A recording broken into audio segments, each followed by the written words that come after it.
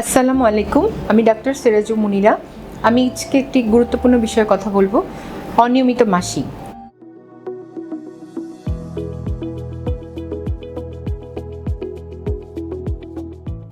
অনিয়মিত মাসিক বলতে আমরা আসলে কি বুঝি?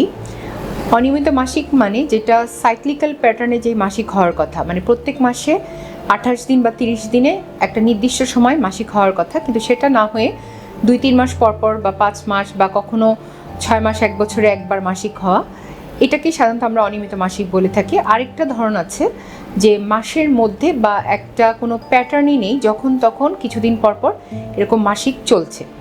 এই দুটোই অনিয়মিত মাসিকের মধ্যেই পড়ে।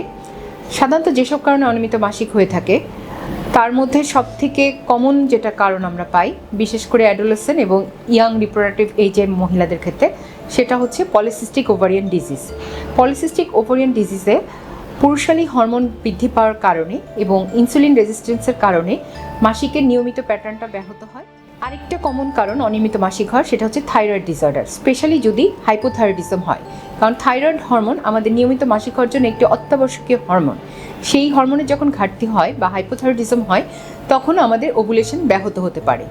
আবার আমরা অনেক ধরনের ওষুধ খেয়ে থাকি, সেটার কারণে মাসিক এরকম অনিয়মিত হয়ে যেতে পারে। বিশেষ করে বমির ওষুধ, কিছু সাইকিয়াট্রিক ড্রাগ আছে যেগুলো খেলেও মাসিক সাময়িকভাবে এরকম বন্ধ হতে পারে বা 2-3 মাস পর হতে পারে।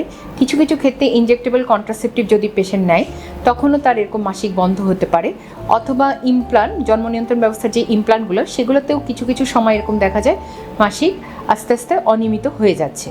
আবার যখন মানুষ প্রচণ্ড স্ট্রেসে থাকে বা কোনো মানসিক চাপে থাকে, অথবা একটা বড় ধরনের কোনো অসুখ হওয়ার পরেও অনেক সময় হাইপোথ্যালামিক পিটুইটারি হরমোন ঠিকমতো সিক্রেট না হওয়ার কারণেও মাসিক অনিয়মিত হয়ে যেতে পারে।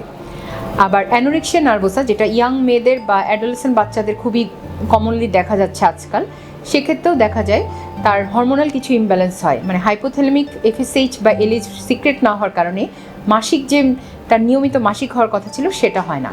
এবং এই ধরনটা জীবনে দুটো সময় দেখা যায়, যে অনিয়মিত মাসিকের ধরনটা। একটা হচ্ছে 13 থেকে 19 বছর বয়সে সাধারণত স্থূলকার বাচ্চারা এবং অনেক সময় নর্মাল ওয়েটের মেয়েদেরকেও, যেহেতু ওই সময়টা একদম নিয়মিত মাসিক হয় না বা ওভুলেশন হয় না, ওই বয়সটাতে অনেক অনিয়মিত মাসিক নিয়ে প্রেজেন্ট করতে পারে। এবং আরেকটা সময় জীবনের, যখন পেরিমেনোপজাল এজ হয়, তখন কারো দেখা যায় এমএইচ অনেক কমে যায়, অথবা তার ফলিকলের সংখ্যা কমে যাওয়ার কারণে তখনও তাদের মাসিক যে নিয়মিত হওয়ার কথা, প্রত্যেক মাসে হওয়ার কথা, সেটা না হয়ে 2-3 মাস 6 মাসের ব্যবধানেও মাসিক হতে পারে।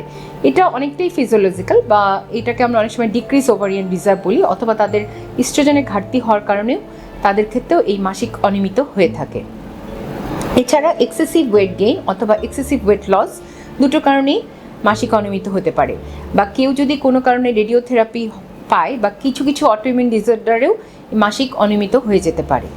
আর আরেকটা প্যাটার্ন আমরা দেখি, সেটাকে আমরা অনিয়মিত মাসিক মানে বলি না, ইরেগুলার মেনস্ট্রুয়েশন যেটার মধ্যে পড়ছে, সেটাতে ইন্টারমেনস্ট্রুয়াল ব্লিডিং হতে পারে। মানে মাসিক তার নিয়মিত হচ্ছে একটা টাইমে, বাট তার মধ্য দিয়ে আবার কোনো সময় ব্লিডিং দেখা দিতে পারে।